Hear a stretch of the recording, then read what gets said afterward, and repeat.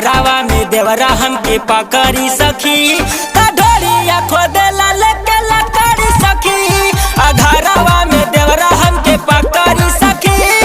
ढोलिया खोदेला लेके लकड़ी सखी ढोलिया खोदेला लेके लकड़ी सखी।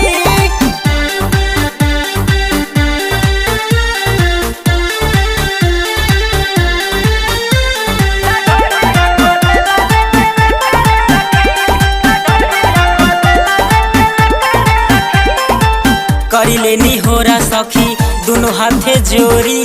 हे भगवान जी बनला काहे ढोड़ी करी लेनी होरा सखी दोनों हाथे जोड़ी हे भगवान जी बनला काहे ढोड़ी समझला एकरा के पोखरी सखी अमारी जई लगा के कहियो फांसरी सखी घरावा में देवरा हमके पकड़ी सखी ढोलिया खोदेला लेके लकड़ी सखी घरावा में देवरा हमके पकड़ी सखी ढोलिया खोदेला लेके लकड़ी सखी। अरे हाय देवरा त हाथ कर लेबा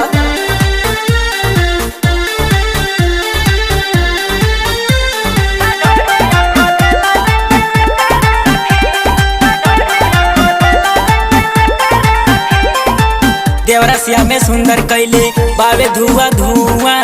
ढोली के हमारा बनावले बकुआ देवरा सिया में सुंदर कैले बावे धुआं धुआं ढोली के हमारा बनावले बकुआ बाबूलाल बेदर्दी जहिया पकड़ी सखी